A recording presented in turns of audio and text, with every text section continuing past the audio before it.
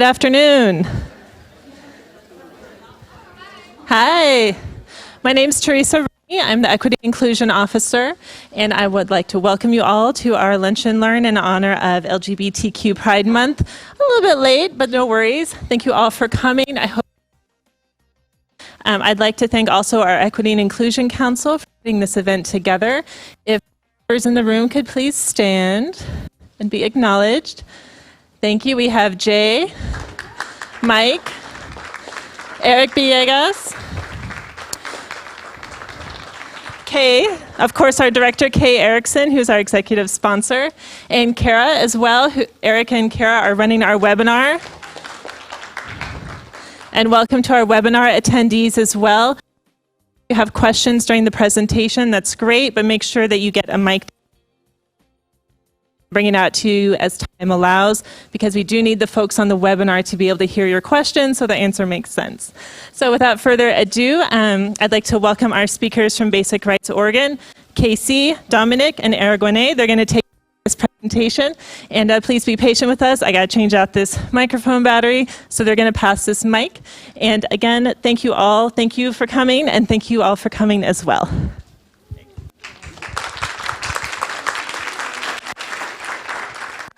Good afternoon. Thank you all for being here on your lunch break.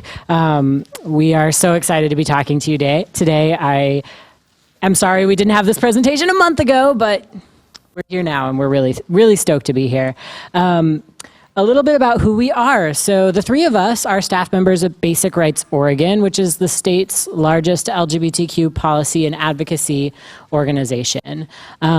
We've been around for about 22 years now. Got started in the mid 90s, battling some really awful anti-LGBTQ ballot measures.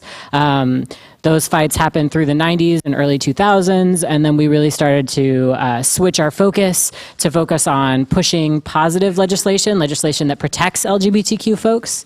And now at this point, we are an organization that focuses on both legal and lived equality. So we work at the policy and legislative level to help pass inclusive and equitable policies. And then we also do trainings like this and do lots of work in community to ensure that LGBTQ folks are actually experiencing lived equality as well. So making sure that those inclusive policies get implemented in practice. A little bit about who we are. I'm Kieran Chase, or KC. I use the pronouns they, them, and theirs. If pronouns are a little bit new for you or that's confusing, don't worry. We're going to talk about pronouns pretty extensively here in a little bit.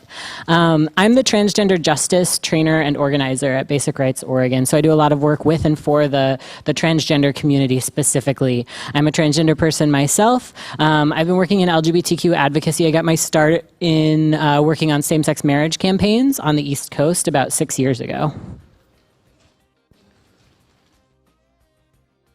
Hello, everyone. I'm not pictured, but I am the third bonus trainer, so I'll be here providing support. My name is Dominic Lopez. I use he and him pronouns. I've been on staff at Basic Rights for about 3 years, and I've worked in LGBTQ justice for around 7, sort of in a similar way to Casey, having gotten started in the fight for the freedom to marry.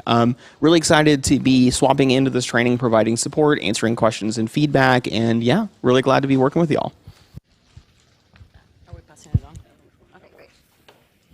Hi, my name is Araguane, and my pronouns are they, them, and I am the Racial Justice Manager, Program Manager at Basic Rights Oregon. I actually have been with Basic Rights Oregon only about 2 months. I just started with them. I just moved here from the Bay Area. I have been working there on racial justice and also reproductive justice, which also involves LGBTQ justice, because all of those things are related to one another. What else were we saying in our introductions? Okay, I'm super excited to be here, and I'm actually excited we're having this conversation now than in June, when we're oversaturated about everything queer, everything gay, and then people kind of forget about how every day is a good day to be an ally to all folks. So I'm really excited that we're having this this time around, so we can like refresh that a little bit. Yeah. And with that said, could I have the Yeah. With that said, we're gonna go for our goals. We're gonna go over our goals of today. Oh, the last thing that I forgot to say that I like to say when I'm introducing myself is that I grew up in a big household where everybody's loud and awesome. So when I get really excited, I talk really fast to try and get a word in. If I'm doing that during the training, feel free to do this, and I'll remember to actually like slow down and like be here with y'all. Also, it is an invitation for y'all to raise your hands and ask us questions. That's what we're here for, and we're super excited to be able to engage with you on this and any questions that you may have in this content. Okay, so with that being said, let's go over our goals. Our first goal is to have a shared understanding of terms that are relevant to the transgender community. Most of these terms, many of these terms might be new, but most of these are going to be familiar terms that we just haven't realized how they connect to the transgender community. So it's not like it's brand new information that you have never been exposed to. It's just that sometimes the connection to how it supports trans folks might be a little bit invisible or blurred in our everyday lives.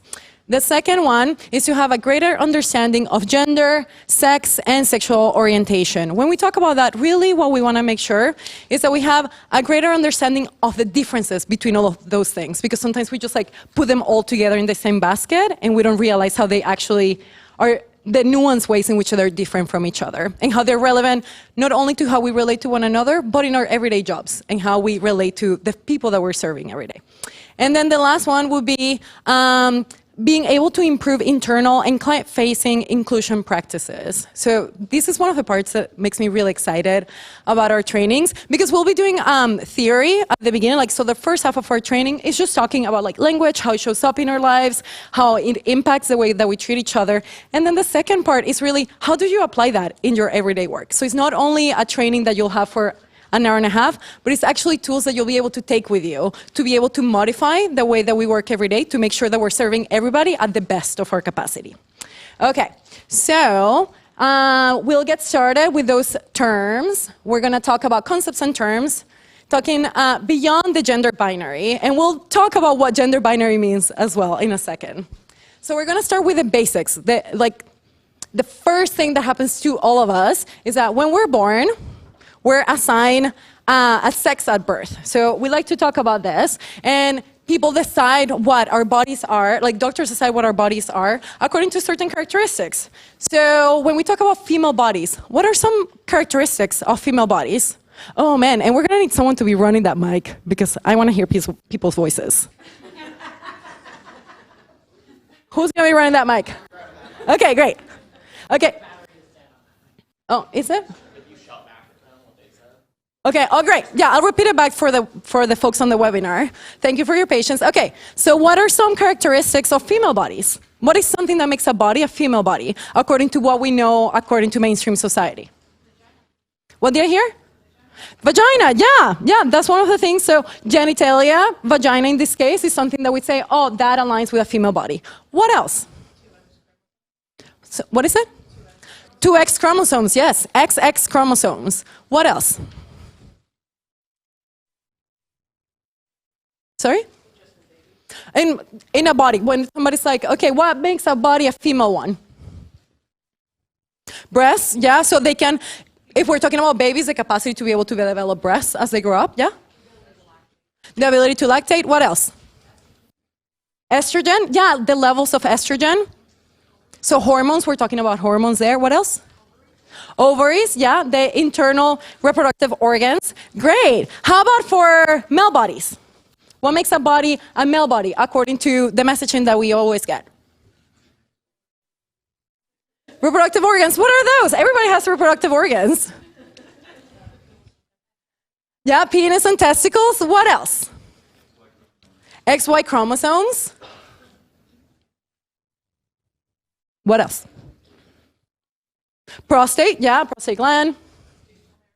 Facial hair, yeah, those secondary characteristics. We also have, when we're talking about hormones, then maybe testosterone is more dominant. So when we're talking about this, oftentimes we talk about it like there are two boxes. But the cool thing is that, for example, when we're talking about hormones, all bodies have these hormones. It's just that for some bodies, they're going to have higher levels of testosterone. Some bodies are going to have higher levels of estrogen. If we take if we grab a group of folks that like all of them are assigned female at birth, so all of them have vaginas, let's say, the levels of estrogen are gonna vary a lot. And they might have more in common with bodies that have been assigned male at birth on those levels than amongst themselves, because these things change a lot. But we hear them as like two separate things. So, and like when a baby's born, if this baby has a vagina, what does the doctor say? It's a girl, right? The doctor doesn't say, oh, this baby was born, he has a vagina, and the baby's healthy, and we're so excited, and we don't know what the baby's gonna be, but it's great. Like, they don't say that, right? So already, we have medical professionals conflating gender, which is a girl or a boy, with body parts, with assigned sex, with being female or male. So, as we talk about that, that's what we like to, when we talk about biological sex, we like to remind folks that it's assigned sex. So we like to use that term instead because it was assigned by a doctor. And here's the thing. When it is assigned, it's not like they're measuring the chromosomes. They're not measuring the hormones. They just see the baby, they see the genitals, and they make their best guess.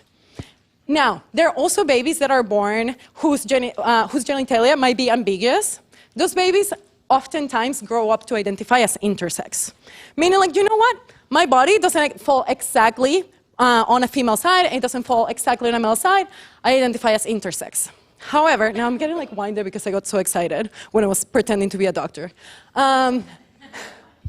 However, a lot of folks might be born with genitalia that looks like a vagina or that looks like a penis, but maybe their chromosomes are different.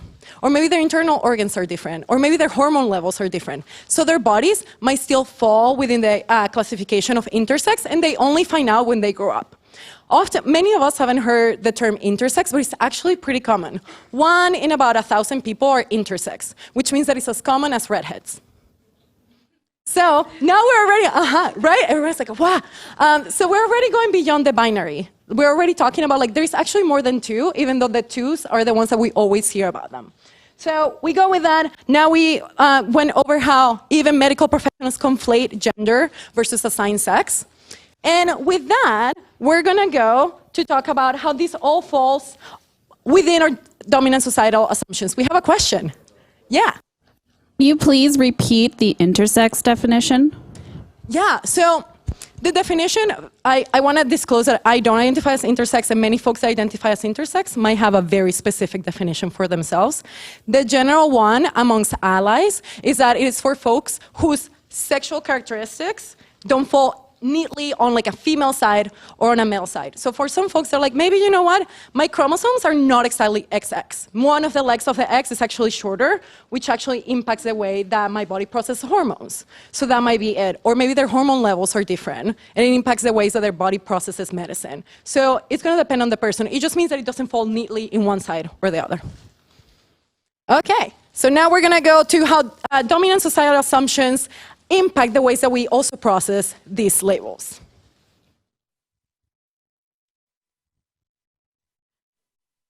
Oh, yes. Okay, so baby is born, baby has a set of genitals. The doctor says, congratulations, it's a boy, congratulations, it's a girl. Maybe that baby is intersex, we don't know, right? We're making that determination based on genitals. And we live in a world where it's not okay. Backing up. I feel like I can imagine a world where that baby grows up and gets to do and be whoever they want without facing any trouble, right? It's a boy, well, that boy can wear whatever that boy wants to wear. The girl can wear whatever that girl wants to wear, etc. That's not the world we live in, right? We live in a world where there are dominant societal assumptions about what it means to be a boy and what it means to be a girl. So, the assumption is that a baby that's born with a penis is a boy, will grow up to be a man, and that a baby born with a vagina is a girl who will grow up to be a woman. And further, there is an assumption that men and boys are masculine and women and girls are feminine, right? So when we think about dominant societal assumptions around masculinity, what are some words that come to mind? What does it mean to be provider? Strong, aggressive, powerful. One more time. Hairy, yes, growing lots of hair. I'm going to say that I deflect that one a little bit. Muscular, right? Okay. Unemotional, right? Not compassionate. I liked provider. I think that that's a pretty common assumption. Okay, flip side. What are some dominant societal assumptions around what it means to be feminine? Nurturing, nurturer, in sync. What else? One more time. Pretty, right? Feminine people are pretty. Delicate flower. Soft. Emotional, empathetic, right? Caring. My favorite response to this question actually came, we did this training in Astoria for the community there, and we had the mayor of Astoria come to that training. She's a 70-year-old woman. She's about this tall. She pipes up, barefoot and pregnant. Thank you, Mayor. Right? This is small town America, right? So when we look at these dominant societal assumptions around what it means to be masculine or what it means to be feminine, I think a lot of folks, even folks who were assigned female at birth and identify as women and don't have a problem with that, may not feel that being feminine is really who they are, right? Or maybe some things about being feminine work for them and other things don't, right? Or maybe their own brand of femininity or what they define as feminine doesn't match what dominant society tells us femininity should look like, right? I think that something that I want to note about this is that this system, we're going to talk a lot about how our current dominant societal assumptions around gender break down for folks who are transgender and folks who are intersex. But a lot of these dominant societal assumptions don't work for the vast majority of people, right? They break down a little bit for all of us. We don't like to be put into these two boxes where we have to be feminine all the time or we have to be masculine all the time. So we're going to talk about moving outside of this model, breaking down this gender binary, these two boxes. People who are assigned male are boys who are masculine, people who are assigned female are girls who are feminine. Those two boxes we're going to separate into spectrums, right? So this is one model of thinking about gender. I want to preface this by saying that there are a lot of different ways people think about gender. You can get a PhD in thinking about gender, right? I do not have a PhD in thinking about gender. So we're going to present this model. It doesn't work quite for everyone. And I want to say that it also exists in a pretty Western context, right? We're talking about this in a Western context around our society's sort of assumptions around what it means to be masculine and feminine. This will look very different in a different time and place. All right, so starting with assigned sex, a term we've already heard, right? Your assigned sex is usually either female or male, and we've already talked about it. Aragone already talked about how some folks don't fit on either side of that spectrum, right? So creating a spectrum like this allows some space in the middle for, does this actually point? No. Yes? Yeah, sort of. So some space in the middle for folks who are intersex, right? The next term we're going to introduce is the term gender identity. So a person's gender identity is their own sense of what their gender is, the gender that they know themselves to be. So for the vast majority of people, these two line up pretty well, right? A person is assigned male at birth and identifies as a man, knows himself to be a man, right? And conversely, assigned female at birth, knows herself to be a woman. However, there are folks for whom that is not the case. So putting gender identity on a separate spectrum for assigned sex allows some space for folks to figure out how they identify and whether it's the same or different from what the doctor said when they were born, or what we might assume based on their sex characteristics. And the third spectrum is gender expression, right?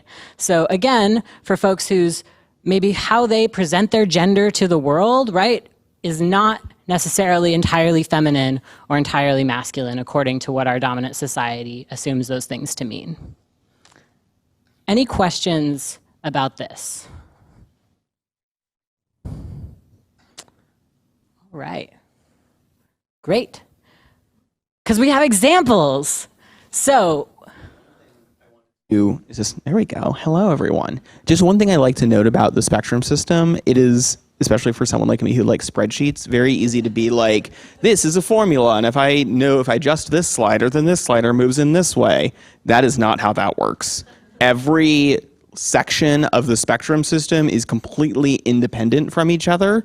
So knowing one piece of information about someone does not tell you anything about the rest of their existence. And I think that's a big framework that we're going to be getting into throughout this training. But we need to do the work, especially as allies and as learners, to know that sometimes we're just not going to know.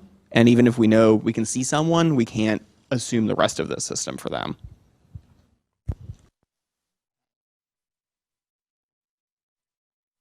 So we're going to put a few folks on these spectrums to just demonstrate what we're talking about here.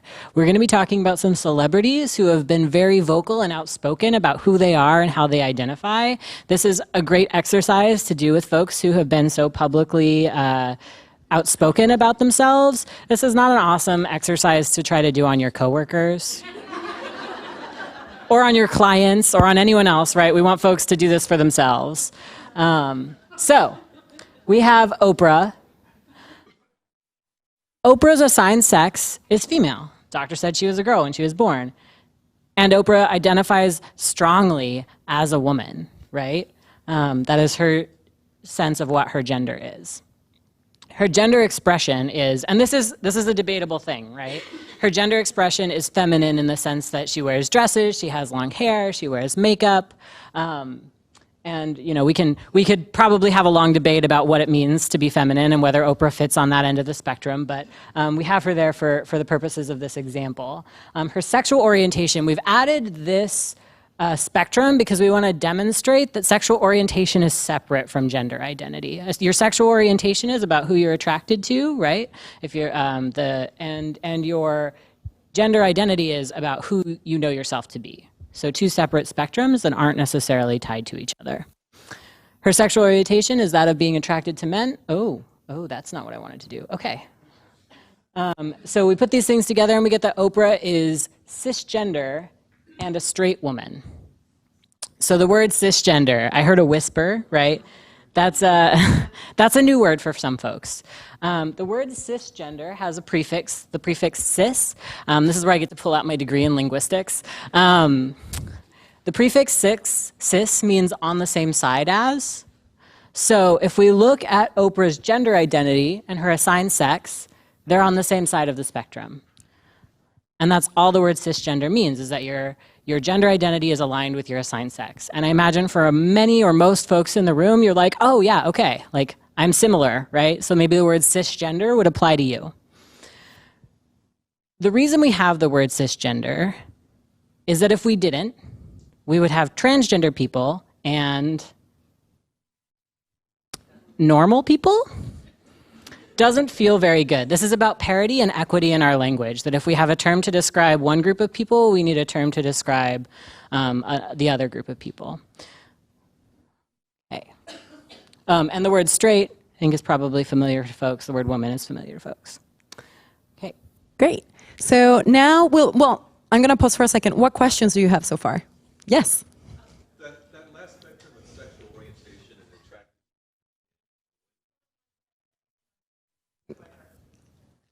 The suspense. It's building up. Get my steps in. I know, right? Wouldn't it be possible to be sexually attracted to femininity or masculinity and not just assigned sex? So that last spectrum of sexual orientation seems kind of off and, and oh my God. sex-centered. Yeah, you just like open like the Pandora's box of many conversations in the queer community of like, what does it actually mean to be sexually attracted to someone? Like, what are we attracted to? Honestly, like for many folks, we're using this as like the average definition of like most folks when they're saying I'm straight, they mean I'm attracted to someone who identifies as a man. Many folks will also assume that that person has a penis, but like that is as far as it goes. For many folks, particularly in the queer community and queer allies, when they're saying straight, they mean, oh, I am a man who's attracted to women, cis women, trans women, anyone who identifies as a woman. But there are folks that separate that, and they're like, my sexual attraction is different, my romantic attraction is different, and gender expression is important for me. So it will depend on the person, but that is kind of like 2.0 conversation. Yes, yeah. But thank you for that. Yes, it's definitely, I appreciate that you bring it up because it reminds us all to continue that even as we are learning and even as we're experts, to stay humble because these things are significantly more complicated because it involves real people, everyday real people. So it will always be nuanced, and no answer that we give you will be an exact answer that you can use throughout everything that you deal with. So thank you for that. Yeah. Okay, so we're gonna go to George Michael. This is George Michael and the spectrum that he fits in. So we have that for George Michael, he was assigned male at birth, and he grew up and he felt strongly as a man. He identifies as a man. That's how he knows himself to be. His gender expression is going to be on like the masculine side, and I put it there. I will take full responsibility for this because I put it there because I didn't want to just like copy paste his face all throughout the spectrum, so I just like put it there. But like Kieran was saying, it can change. It can change a lot. And I know that for my mom, if I showed her this, she's like, he's wearing an earring, that's feminine. So it will depend, really, on like who is actually, like the culture and our understanding of gender expression to decide where they fall on that. So I just put him there, just for ease, for all of us. Okay, now for sexual orientation. So when he came, when he was in the group WOM, I'm a very big fan of George Michael.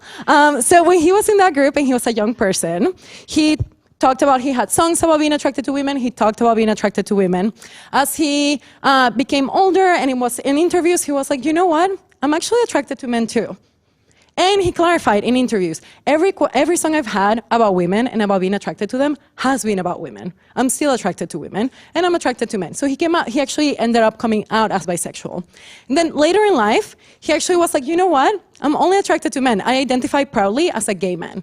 So for him, his sexual orientation was a spectrum in the way of throughout his life, it continued changing for him. So it kind of reminds us that maybe today we know someone who knows himself as a straight person, and maybe a couple of years down the line, that changes for them, just because of their life experiences or like what feels right for them. So for him, at the time of his death, George Michael was a gay cis man. Cis is just a shorter term for cisgender, just like we say trans for short for transgender. So we just say cis man. What questions do you have so far?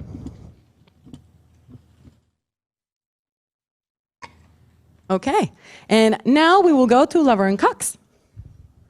Right. Who in the room is familiar with Laverne Cox? Excellent. So Laverne Cox is an actress and a very proud advocate for transgender folks in the U.S. And I mean, I assume I haven't seen advocacy of hers internationally, but she's become a very well-known figure. She is a star in the show Orange is the New Black on Netflix. And she was also the first transgender person that we know of to have been featured on the cover of Time magazine in 2015. So Laverne Cox's assigned sex at birth was male. However, from a very young age, she expressed that she knew herself to be a woman. And she came out as transgender and started living as a woman. Her gender expression is sort of what we would consider feminine, again, long hair, dresses. And her sexual orientation is that of being attracted to men. So if we put these things together, we get that Laverne is a straight transgender woman. So the word transgender, again, going back to prefixes, I do love a good prefix. Trans means across from. So if you look at the spectrums for gender identity and assigned sex, her gender identity is across from her assigned sex. And then some folks have a little bit of confusion around sexual orientation and how that fits into this, and how Laverne Cox can be identified as a straight transgender woman. So transgender women are women. They know themselves to be women. They live their lives as women. They are women. So a helpful shorthand here is that you can just drop the word transgender, and you get Laverne is a straight woman. When we talk about sexual orientation, we always want to be centering who a person is and who they know themselves to be, rather than some medical assignment that was made when they were born. So Laverne is a woman who's attracted to men. That makes her a straight woman. Questions about this? All right.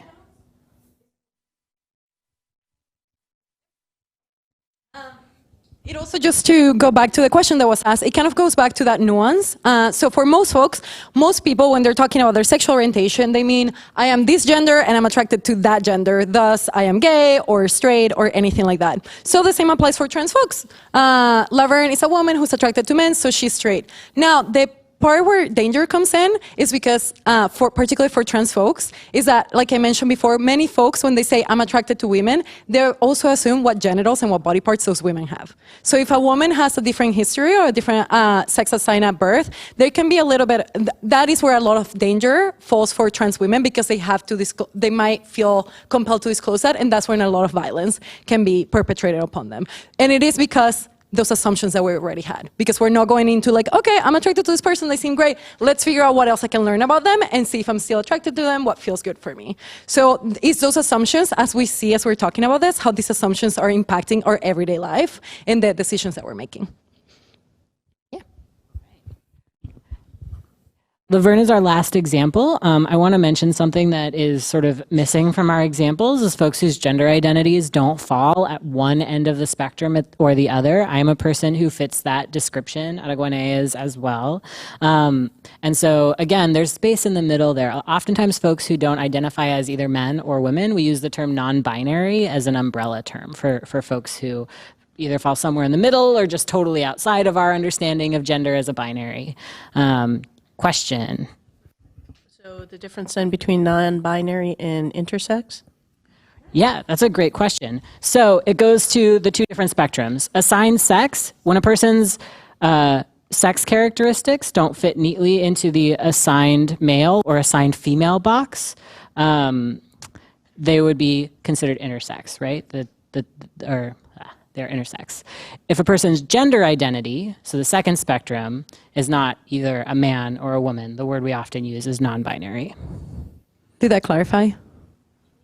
Yay.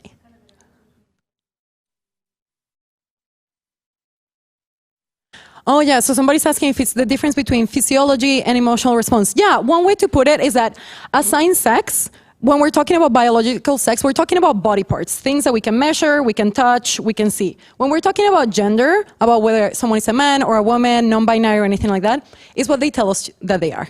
That's it. So like that one is like based on someone's identity and how they communicate it to us. And the other one is the parts that like we can actually measure and see, which for many of us are only relevant in that those impact what shows up in our legal documents, but it will not tell you necessarily that person's gender. So that's why we're already making that differentiation. Any other questions? Cool. Right, we have a handout for you. So a lot of folks in this training, hit a moment where it's like, oh, I have a gender identity. Great. If you're there, awesome. If you're not, let me go a little deeper. So I think often we get bogged down in thinking about this is something that applies to transgender people, right? Folks whose gender identity is different from their assigned sex at birth. But the reality is that we all have a gender identity. We all have some sense of what our gender is, and just for the vast majority of us, that matches what the dominant society tells us our gender is. So the vast majority of folks, I wouldn't say us because I don't fall in that category, but the vast majority of folks never have to think about this, never have to think about your own gender identity because it meshes with what society tells you your gender is. So we are inviting you to take a moment to place yourself on these spectrums. This is mostly a take-home activity. You don't have to do this right here, right now. This might not be the moment to have a deep epiphany about yourself, but I'm not going to shut you down. You know, you do you. But just taking a second to think about, oh yes, we do all have an assigned sex at birth. We all do have a gender identity. You have a sexual orientation, and you have some sense of your own gender expression. All right.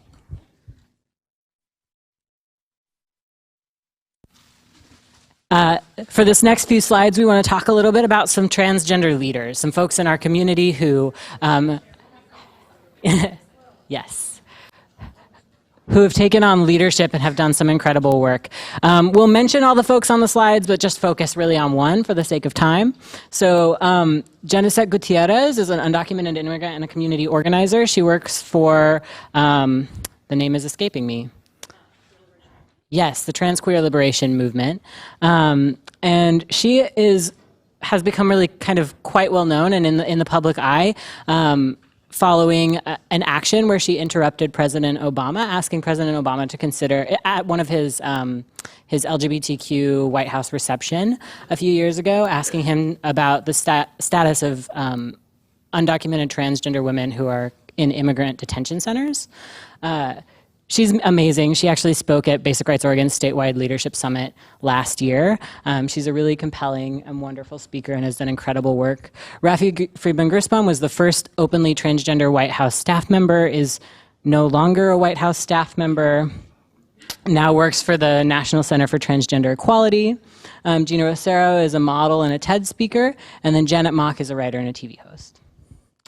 Some transgender men. We have Kyler Broaddus, who's the founder of the Trans People of Color Coalition and was the first openly transgender person to testify before the U.S. Congress. Chaz Bono is a lot of folks' first sort of example of a trans person that they can think of as the son of Sonny and Cher. Ian Harvey is a comedian and actor on the show Transparent. And then Skylar Miwanhong Byler is an NCAA Division I swimmer at Harvard, who was offered a position on the women's swim team while he was in high school when he applied to go to Harvard, and then ended up taking a year off of school after high school and came out as transgender during that year off, and was also offered a spot on the men's team. And so he actually had the option to swim on the women's or the men's team, and he chose to swim on the men's team, and has been swimming competitively. This is a really exciting example because I think, as you might imagine, transgender folks, well, as you might imagine, athletics is an area that is highly gender segregated, right? There's not a lot of room for folks who don't fit into those two binary boxes. And the result of that has been historically largely that transgender folks have just been excluded from competitive sports altogether. So it's really exciting to start to see this cultural shift. Or compete without being openly identifying as transgender, like Caitlyn Jenner. Right, yes. Or there are folks who compete without ever coming out and know that they couldn't come out because they wouldn't be allowed to compete. Cool. So here we have some intersex folks who are leaders and notable folks in their community. We have, I will focus on Caster Semenya, who is also an Olympian who participates in the term is escaping me, but it's like long runs. It's like not like the short speed racing situation. And she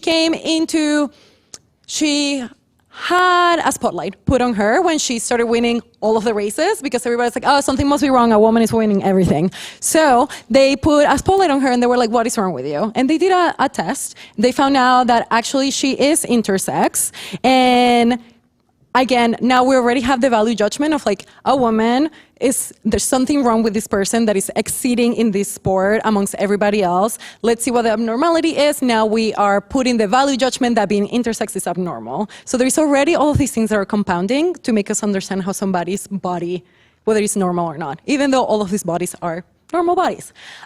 So Caster Semenya continue competing and actually has now again come into notoriety about like 2 months ago, because the organization that decides the requirements and who fits in which box has decided that folks who have, she has a higher level of testosterone than many of the women that she was competing with. So they decided that anyone who has a specific higher level of testosterone has to take estrogen to level it out and lower it, because I know, thank you. That is exactly how I felt when I was reading it. And for those in the webinar, there was some whispering of disapproval in the audience, because otherwise it gives her an unfair advantage. Now, these are the moments that I like to enjoy in a way on like, it shows us just how arbitrary these rules are. Because what about other competitors if somebody has longer legs? Is that an unfair advantage for that person? If somebody's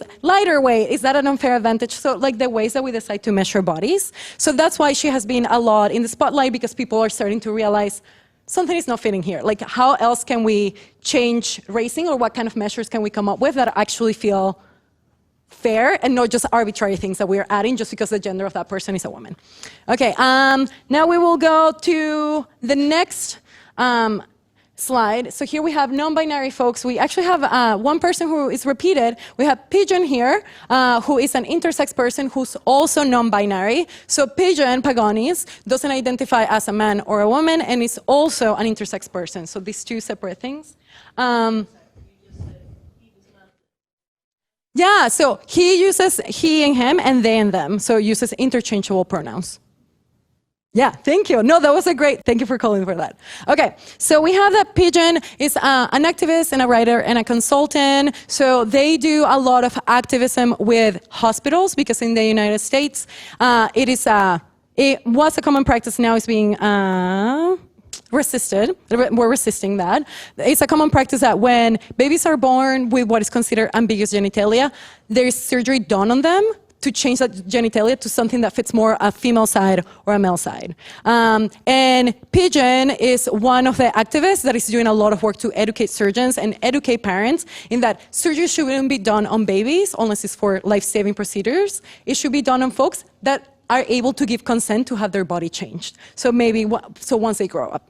What else? Who else do we have here? We also have Tyler Ford, who's an advocate and a performer and a writer who came, every time that I say Tyler Ford, I gain street cred with young people because Tyler went to the MTV Movie Awards with Miley Cyrus, so a lot of people started learning what it meant, what their identities were. They identify as agender. So we talked about non-binary folks. There are folks that are like, you know what, that spectrum of gender identity doesn't even apply to me. I'm agender. I don't have a gender that feels good for me. So Tyler identifies as that. And then we have Aisha Kate Dillon, who is the person on the right, is the first non-binary performer who is in a major TV show that is called Billions. I think it's on, where is it? HBO, who is on HBO and who also plays a non-binary character. So in the show, they use they, them pronouns for them, and it's a pretty cool TV show to watch if you want to see just like in real life, like how people practice using the correct pronouns for folks. Yay, great. Okay, so now our last part, so we're still on the theory and language part. We're going to start transitioning towards the, a trans joke. Okay, we're gonna start moving towards workplace allyship. And for that, our last part around theory and concepts is gonna be around transition. So we separate transition in three,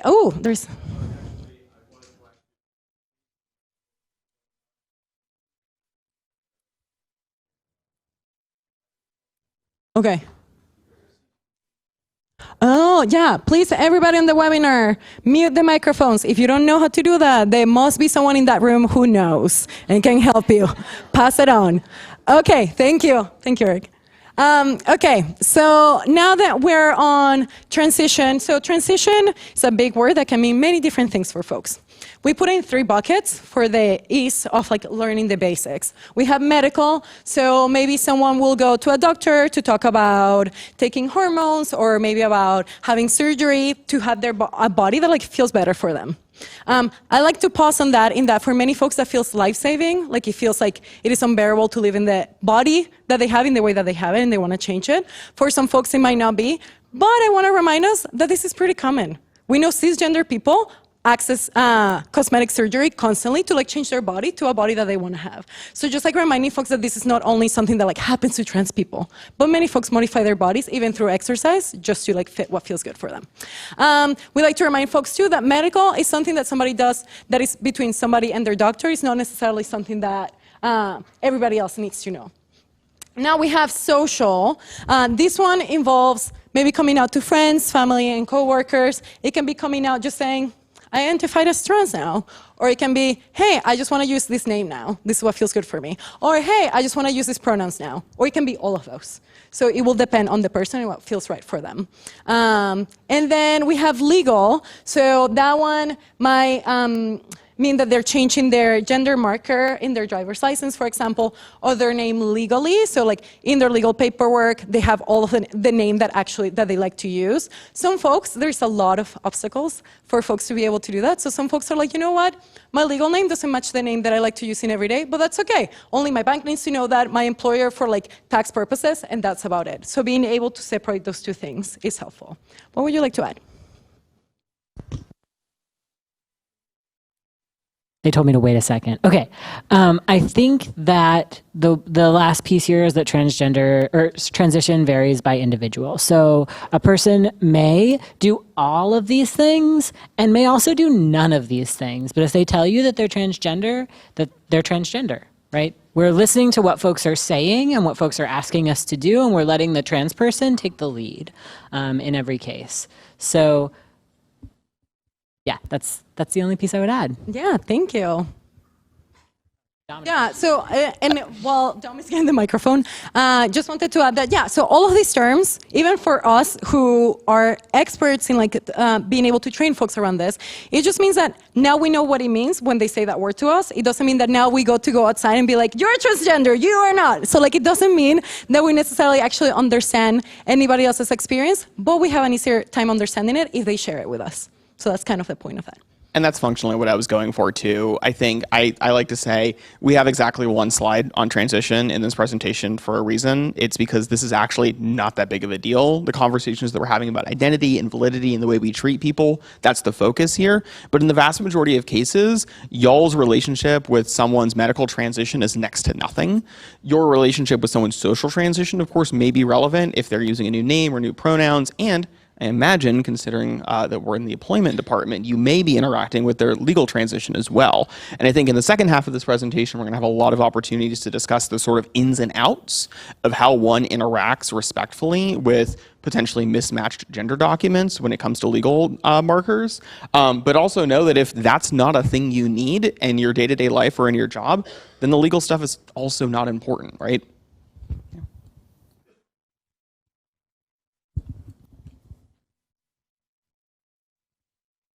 And with that, we are going to jump into talking about how to create a more equitable workplace for any colleagues who are transgender, or for any of the folks that you work with, to make sure that they are, any clients, right? I don't know if you folks use the word clients, but for folks you're working with, to make sure that they're having an equitable experience interacting with you.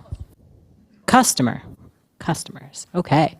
So before we jump into talking about ways to foster an equitable workplace, we want to first pause on why it's really important to do this work. We don't include a ton of statistics in this presentation about the discrimination and oppression that transgender folks face in their day-to-day lives, but we could. Those statistics are sobering and really painful to think through. There are statistics about suicide. There are statistics about school dropout rates, unemployment rates. And I will say that in almost every area that you can think of, transgender folks are facing discrimination, right? Trying to get jobs, trying to keep jobs, trying to get housing, keep housing, coming out to their friends and family, coming out to their schools, etc. So when we talk about allyship, when we talk about supporting transgender people, we like to use the metaphor of a moving sidewalk, which is borrowed from a book by Beverly Daniel Tatum called Why Are All the Black Kids Sitting Together in the Cafeteria? And so this is our moving sidewalk. Moving sidewalk is chugging along in a direction. This is the machinery of our dominant society, right? So our dominant society is moving in one direction. And for transgender folks, the direction that sidewalk is moving is towards trans folks not being able to exist in public life, right? This is a setup that says trans folks get questioned in the bathroom. This is a setup that says transgender folks can't have the right name or pronouns used for them. This is our dominant society, is that world where there are only two gender boxes and your gender is what the doctor said when you were born, right? That's the world that we live in, and it doesn't have any space in it for trans folks to exist. So on this sidewalk, you're on a moving sidewalk, imagine, and you have three options. for what you can do on that sidewalk.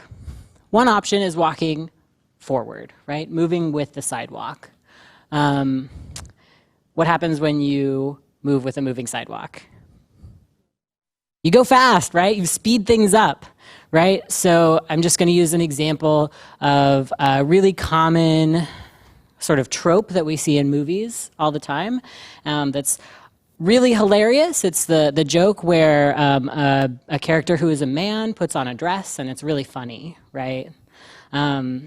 Really common in every sitcom you've ever seen. There's this joke. So moving with the sidewalk would be laughing at that joke, right? It would be making that joke in the first place, laughing at how funny it is to think of a person who we perceive to be a man to be wearing a dress, right? And that's just making it harder and harder for transgender people to watch that show, to sit in a room with you while you're watching that show, to say anything about that joke not feeling good, right? If folks are laughing along, it's really hard to challenge that. So that's an example of moving with the sidewalk. There are 1,000 examples that we could name of what that behavior might look like. The second option for what you can do on a moving sidewalk is to stand still. This is doing nothing. This is not laughing at the joke. This is not making the joke. What happens when you stand still on a moving sidewalk? You still get there, right? So importantly, if you're standing still, you're still chugging along right at society's pace, right? And so this might even be you're like, ooh, I don't like that joke, but I'm not going to say anything because I don't want to cause waves, right? That's still doing nothing, and that's not doing anything to challenge that dominant societal culture around trans folks not being allowed to exist. The third option on a moving sidewalk is moving against the sidewalk. So I would say two things happen when you move against a moving sidewalk. What are they? You run into people and they get mad, right? Like if you're moving against a moving sidewalk, people are going to get mad at you. What else happens? You get tired, yes. It takes longer. So what I want to say is you don't go very far very fast, right? It takes a long time, it's hard, you're moving really slowly, moving against the moving sidewalk. So this is challenging that joke, saying, I don't think that's funny, right? I think we shouldn't make jokes like that anymore. And people get upset when we challenge the status quo, but it takes actively moving against and challenging the narratives that we hear and see everywhere in order to actually make a difference and cause change. So when we talk about practices around creating an equitable and inclusive workplace, we're asking for you to be an ally, and we're asking for you to move against the moving sidewalk, which may upset people and may not feel like you're getting very far very fast. But it's still meaningful, right? Okay. So jumping into tools and suggestions. Questions, yes.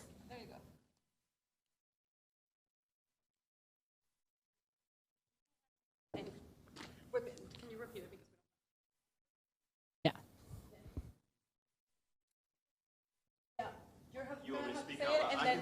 Yeah, you say it and I'll repeat it.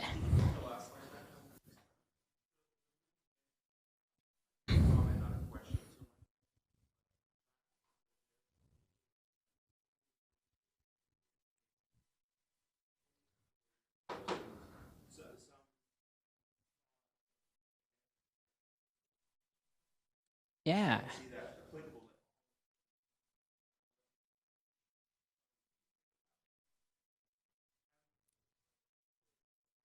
Yeah, so the comment is that this feels really universally applicable, I would say, in any case where it seems like folks are being marginalized. That feels like a good summary? And I'd say, yeah, so we borrowed this concept from a book about racism, right?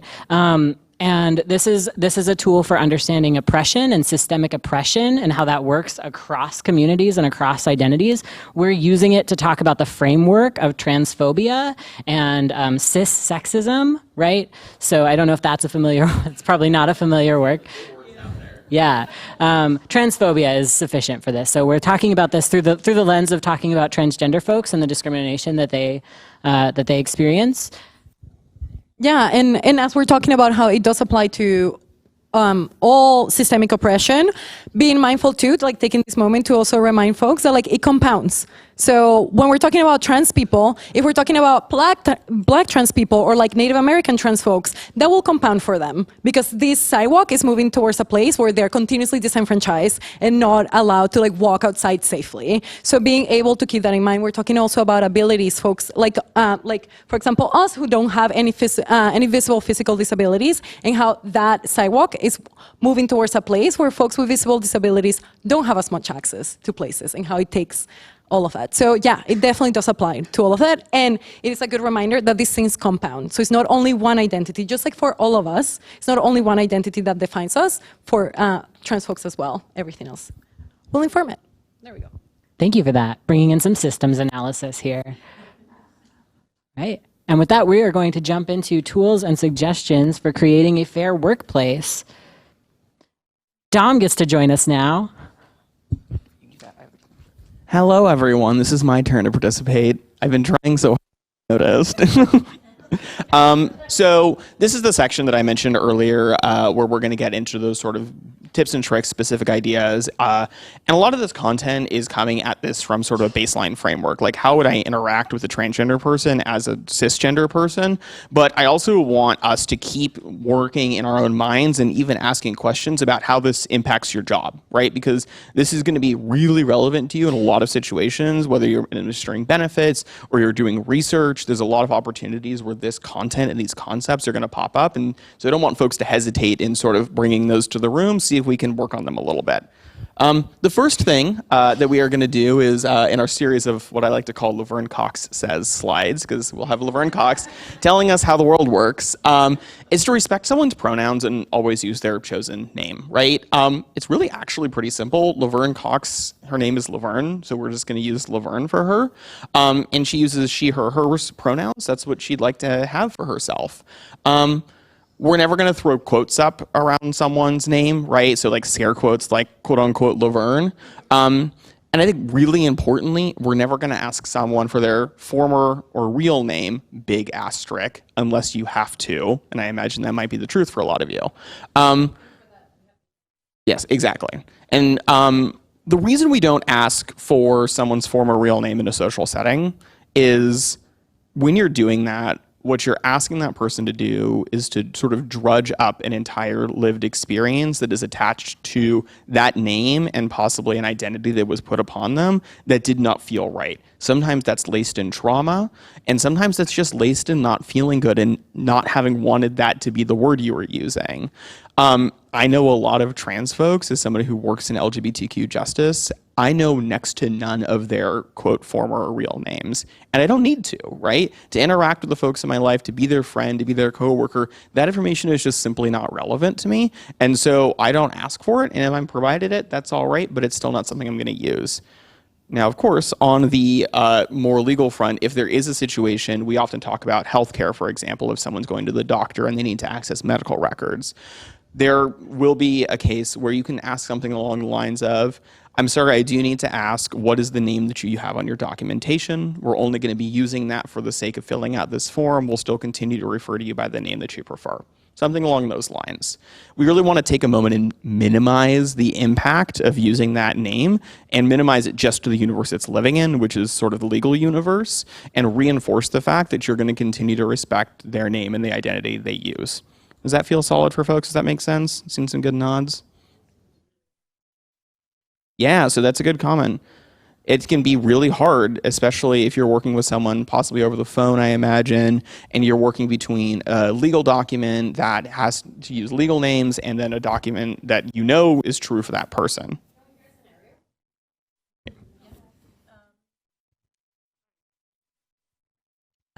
So I worked in our unemployment call center when I first started with the agency. And about a month in, I get a call and I'm speaking to a man, and I know I'm speaking to a man, but I also have his information up in front of me based on the Social Security he'd provided. All of the documentation is showing me that this is connected to a woman. The name is different and the gender is different. And we're very much linked to the federal definitions of stuff. One of the pieces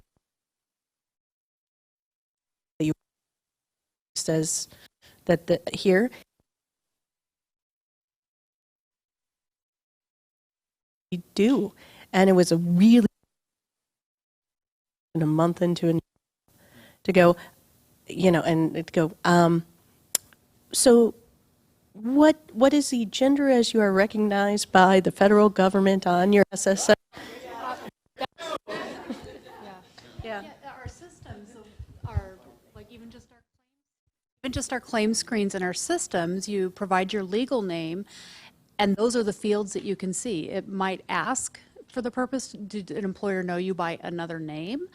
But that's strictly for that particular form to go out to the employer. That data never is captured in our current system. All we have access to is the assigned gender noted on the claim, the legal name noted on the claim, and nothing more. So good information to know as we look at upgrading. Yeah, so I would say technology changes, right? And like pushing for this technology to more accurately reflect what you need from folks, which is the name that they want to be called and the gender that they identify with, right? So that you're able to reference those things. Some language that might be helpful is, so for the sake of this form, blah, blah, blah, blah, blah, right? Letting folks know that it's not about how you see them. It's you just for the sake of the form, I need to put this in, what should I put down? And then the other piece is we all have a lot of feelings about this. The other piece that I would add is just like developing a standard practice of like, okay, I have this name. Is that the name that you like to go by? Just like adding that question for yourself to be able to check in with folks. And even folks who aren't transgender, I think that some folks often get anxious that folks who aren't transgender are going to be offended by being asked questions like about their name or about their gender. And you can just practice ways of saying those things that are not going to trip up folks' very sensitive feelings about not being transgender. So questions, sorry. It happens. I'm going to pass this over. No, yeah, I just wanted to like take a moment that, yeah, the way that you were couching that, a lot of the time when we're talking about this, it feels so alien and it feels so like that community over there. But like there are two trans folks in front of the room right now. And also like, because we have been doing, as trans people, as we're thinking of transitioning, as we're thinking of doing these things, we're well aware that that's how the system works. So when we have an employee, like when we have someone on the other side being like, because of the system, I have to ask this, we're like, oh great, you actually get it? Because I'm going to keep giving you the answers and be happy about engaging in this together because I know that you get it, that we're playing by the rules, we're following the legality of it, but you also understand that it exists outside of that. So it can feel awkward, but also understanding that trans folks have thought about this as they're going through all of that. Yeah. Yeah. Also, you have started like a power war here in front of the room with this microphone situation. Yeah. Ooh, okay, sorry, last thing. No, I'm so sorry. No, I just remember, so we were working with disability rights. I know, I'm sorry. We're working with folks at Disability Rights Oregon. They work also with folks that are engaged in different systems, particularly folks that are engaged in the judicial system or criminal system. And I know we're saying don't use quotes, but sometimes they're like, if I send them mail, I want to be able to like have them feel seen, checking in with them. And sometimes folks are like, okay, I will use their legal name and then put on quotes their chosen name, so they know that I'm using that. So there are exceptions to this, but we're using them as a way to skirt systems and not necessarily as our everyday thing. That's great. That's awesome. Really excellent conversation. Systems, technology can be difficult. There are ways to work inside your technical limitations using notes fields. I know I said don't use scare quotes. If the only way that you can refer to someone's the name they prefer to use is to use some sort of marker like that, that's probably better than nothing. But also, there's ways to manage it. So anyways, that was great. On to the third part of this slide. We've been talking about pronouns. One of the ways to refer to someone whom you've just met or whom you have not had a chance to have a conversation with is to, instead of defaulting to he or she, or the really common he/she, which is just a lot of characters, you can just use the singular they. This isn't something that is part of our vernacular most often, but it is actually something that is very real. So this takes me back to high school Spanish class, but we're going to do some conjugations for you. She, her, hers, and he, him, his are going to feel really familiar. We use these all the time. We conjugate them out like this. They can be used in the exact same way. Actually, it's used that way all the time. They, them, theirs. I might say, hey, someone left their water bottle over there. Do you know who that belongs to? If you go to the doctor, your friend might ask, oh yeah, what did they say, right? I'm using the they in a singular form in both of those statements, and it didn't sound weird. We tend to get tripped up when we're looking at somebody or talking to someone, and we want to use he or she, and then we try to use they. That tends to be the place where folks find themselves stumbling. What I want to reinforce is that that use of they, a singular when referring to a person who's in front of you, is a totally valid use of they. It's something that's recognized by the dictionary. It's something that is in the AP style guidelines for journalists around the world to use for English language. It was the American Dialectic Society Word of the Year in 2015, if you want to get real nerdy about it.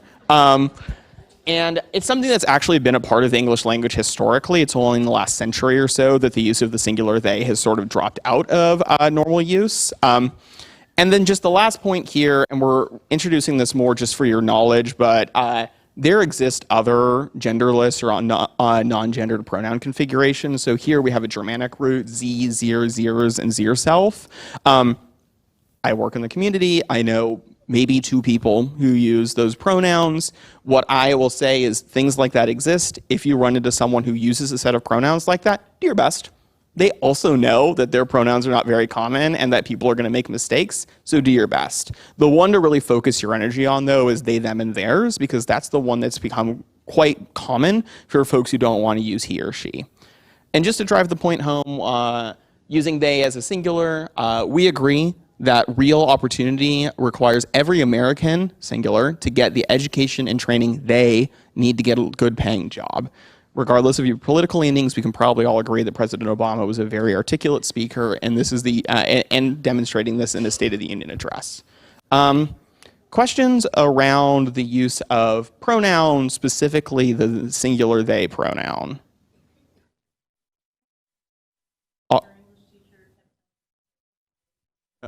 Yeah, totally. That's your joke. No.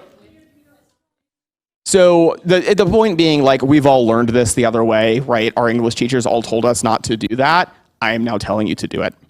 I'm also telling you because language changes, right? And what might have been true, heck, what was true for me, right, when I was in school, was that they as a singular was not an appropriate use. But as time has gone on, this language has shifted. The use of they being added to the dictionary is recent. The use of they in the AP style guideline is also recent. And so these frameworks do change.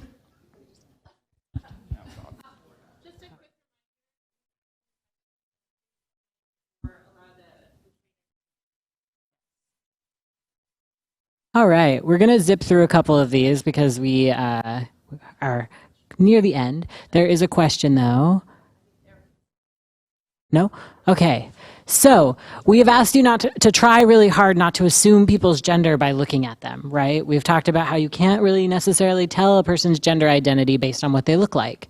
One thing that is really helpful is asking folks what their pronouns are. Just asking. If you don't know a person's pronouns, ask.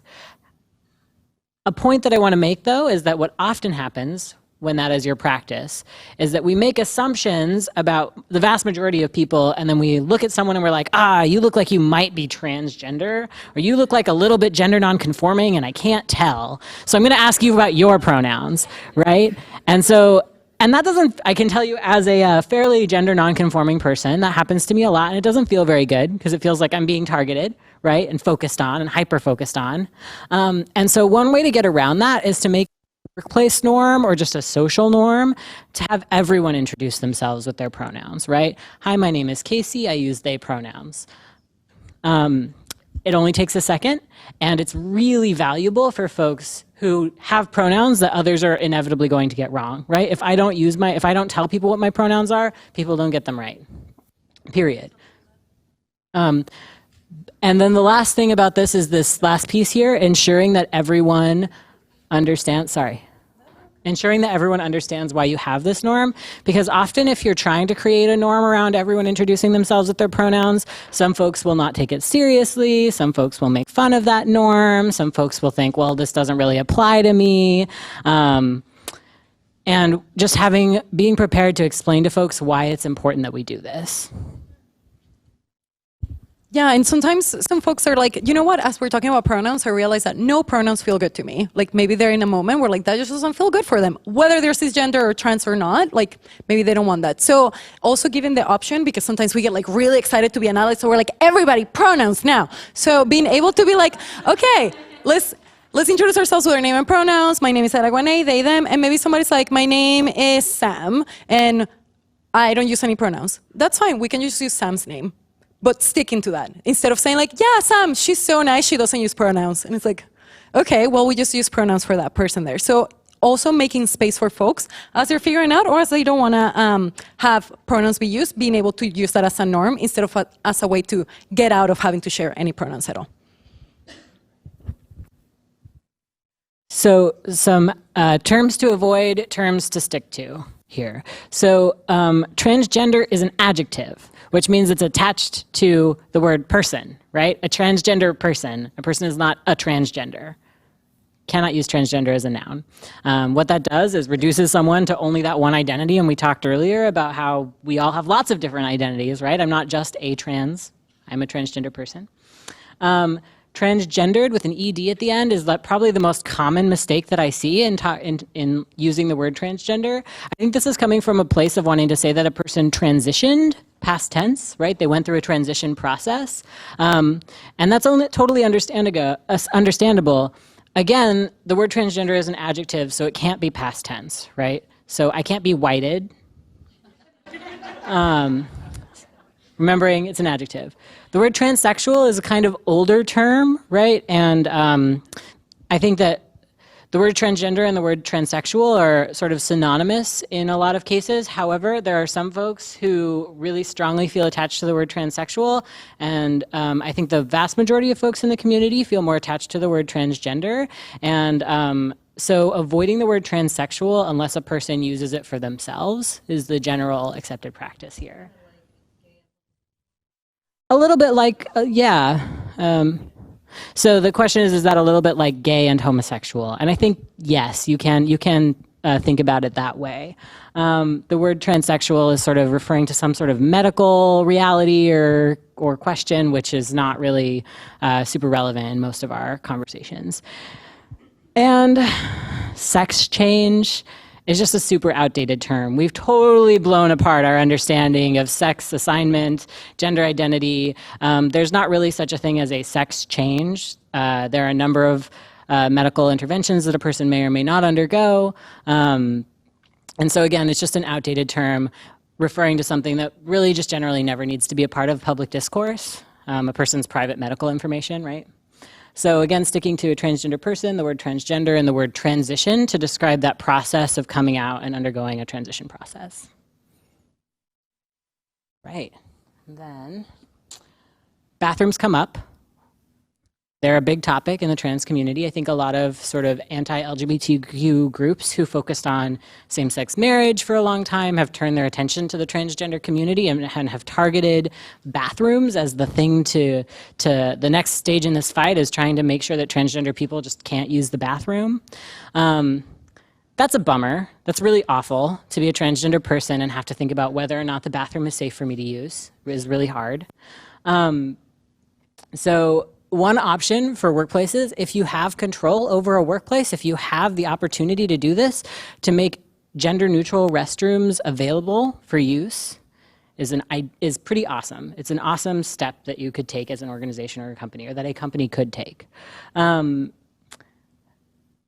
to add to that, though, is that while having all gender restrooms or gender neutral restrooms available is helpful for safety reasons, it's also, a person can't be compelled to use a gender neutral restroom. Oregon law has that protection, right? So where we see this come up a lot is transgender kids come out at school and are allowed to use the gender neutral faculty bathroom, right? And that's not, that's really othering, right? Having that available to that student might help them feel safe, but if they're a girl, they should be allowed to use the women's restroom. Okay.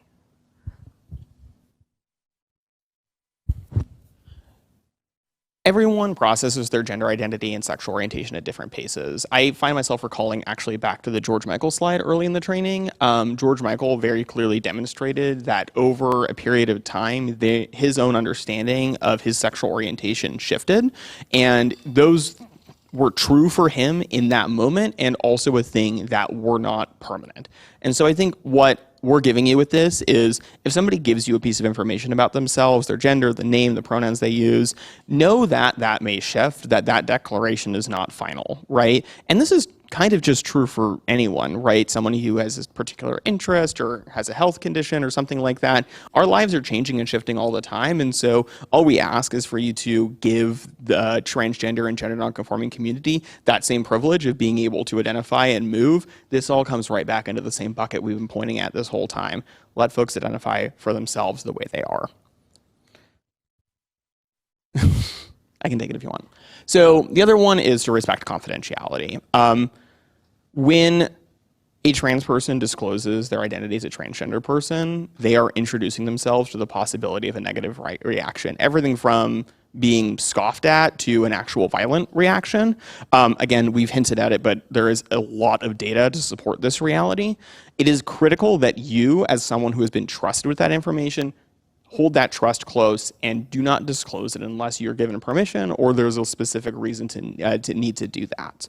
Do not out people. We need to make sure that individuals who are protecting that part of their identity have control over that.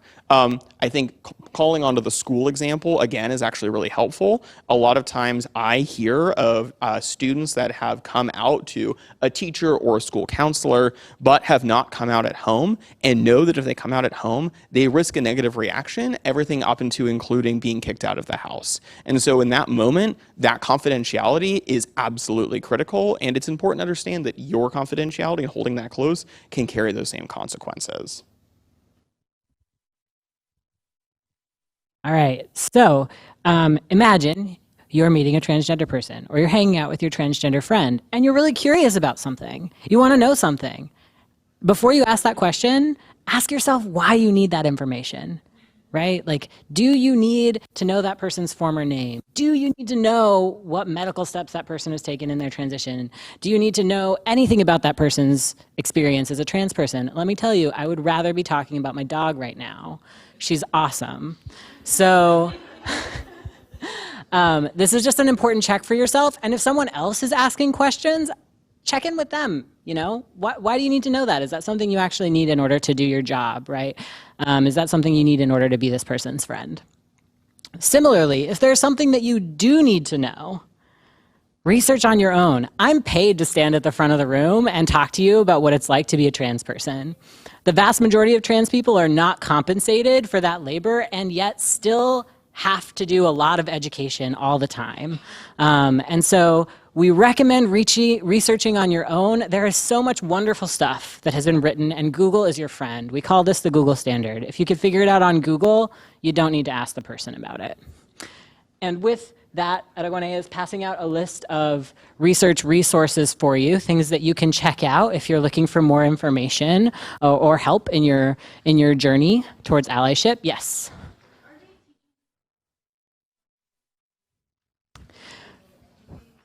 So the question is whether they're teaching this in schools.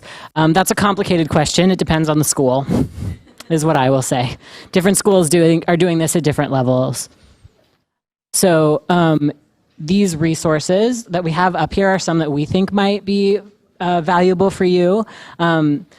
We know that there are some researchers in the room and on the webinar, so if you're trying to think about how to ask questions of transgender folks in ways that are respectful, the Williams Institute has put out a really great resource on best practices for asking questions around gender identity. The Transgender Law Center has a model transgender employment policy that totally recommend checking out. And then we've referred to statistics that exist in the world. If you're looking for those statistics, particularly even including statistics around employment, the National Center for Transgender Equality conducted the US Trans Survey in 2015. It's the largest survey about trans folks' lived experiences that has been done that we know of ever. And so it covers everything from employment to housing to education, and there were participants in all 50 states and all territories of the U.S. So definitely worth checking that out. This is my favorite slide because it's the hardest one and also the simplest. Address problematic languages and behavior. You can do that, right? Just tell people to stop being awful. Got it? Good? We deliver a whole, we've been to a 5-hour curriculum on interrupting oppressive moments, and unfortunately I have more like 5 minutes than 5 hours to walk you through it. But the reality is that the number one thing that you can do, and being that person on the moving sidewalk who's working against dominant societal assumptions, is to actually use your position as somebody who has potentially a rapport with that individual, or just somebody who exists in the space, to actually say, hey, you know what? That's not okay. I can't give you the whole 5-hour version of all the different ways you can do that, but the one framework thing I can give you is, in the moment when you're confronted with a situation where you know the thing that just happened isn't okay, you're making an inherent decision between two people and how they are going to be okay. And those two people are the person who's attacked and you.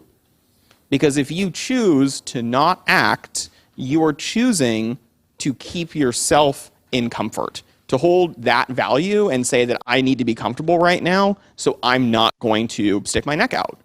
I'm asking you to choose them, right? Because that person who's marginalized, that person who has just been attacked, they're already uncomfortable, and they probably experience that all the time. That's probably a regular occurrence. So in that moment, what I ask you and what you should expect of yourself as someone who is addressing these problematic behaviors is to be willing to be uncomfortable when you say, that's not okay. I don't think that's funny. And then feel that and know that that's okay for you to feel that way, because what you just did is made the world maybe a little less bad for that person in that moment. And that's tough. That's a tough thing to have to sit with, but that's what allyship often means, is feeling uncomfortable for someone else.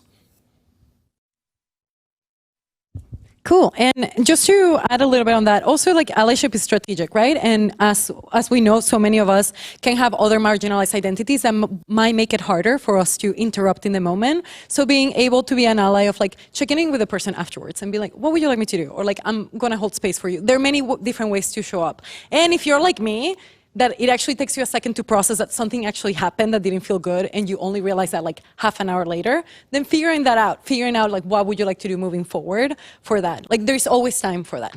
Okay, so now is the last part of the training, and it's actually, because of the limited amount of time that we had, it's a little bit of homework. I was trying to think of like a funner word, but I couldn't come up with it. So homework it is. So planning and practice. We are going to be passing around a worksheet for all of y'all. What we want you to do in this worksheet, the instructions are super clear that we're passing around right now, the worksheet. The instructions are pretty clear. We want you to work with folks maybe in your team or like in your social team, in your job, wherever feels good for you. We want you to identify what are some challenges for either trans colleagues or trans customers when they're interacting with you. Like, maybe it's like, well, I don't know their pronouns, or I have to ask them what their legal marker for their gender is, or anything like that. Figuring out and brainstorming with your friends, like, or colleagues, what are some ways to address that? And then the last part, that's the part that makes me really excited, is it's a little table for you to identify at least 2 things that you can do in the next 3 months to make a change in that. So maybe it's like, oh, I'm going to talk to my supervisor to see if we can start including signatures in our emails. Because when I get an email from someone who, pronouns in our signatures in our emails. There we go. That's the missing part. When I get an email from someone that has pronouns in their signature, I know already that there's not going to be a barrier when I'm talking to them, either about like what my pronouns are, or if we're talking about anything that is related to trans folks. That's already flagging. Maybe I'm not an expert, but I know enough to like at least give you a heads up that these are my pronouns. So that's one way to show allyship. So in the last table, just identifying what is like one thing that we can do. Maybe it can be like, I'm going to have a check-in with all my staff in a month about what they remember from this training. That can be a next step to continue improving the environment that we work in. So figuring out actual tangible next steps to change the institution that you're in. With that said, one of the last tool that we want to share with you is the Rockwood Wheel of Change. This Wheel of Change is talking about the way to make change that is actually sustainable. So we have 3 parts. We want change to stick with hearts and minds. So we want to change folks' hearts and minds, like that folks actually understand that trans people deserve the same dignity and respect that everybody else. Now we have, for behavior, how do we show that? Maybe like with pronouns, maybe like by attending trainings like this. And then the structure. We need change that is also part of the policies in our institutions. Because if I change my hearts and minds, if I change in my heart and I change in my behavior, but I leave my organization, then that change goes with me. That organization will continue staying on that moving sidewalk and continue repeating the same patterns. So as you're thinking of like your next steps, what are some steps that can address not only the hearts and minds and the behavior, but also the institutionalized policies? And it's not to say, now you will solve transphobia in your organization, but it's to say, what are some things that we can start to do to start chipping away at that, or to start having conversations around it? What questions do you have so far? I actually wanted to mention, I know y'all are pretty bound by a lot of sort of federal restrictions that you can't really do very much about, right? So I just want to mention that when we're thinking about structures and changing your organization, what we're really thinking about here is ways to work around that. How do we work around these guidelines and these rules? And yes, we have to ask for people's legal names. Yes, we have to ask for people's legal gender marker. How do we work around that to try to make trans folks who are interacting with the employment department to make their experience more positive? Oh, yeah, and questions. Like one question. Yes. The question is whether the presentation is available. We will email these slides to our contacts here and the handouts, and so you'll be able to access those digitally.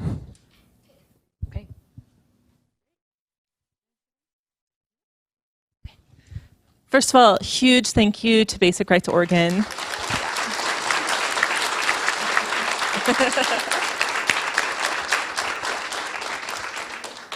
That was amazing. Thank you so much for spending your time with us and answering all these great questions. I wish we had more time, wish we had all day, but we don't. I know you have to go very quickly. I will be sending out, I might not be in the camera.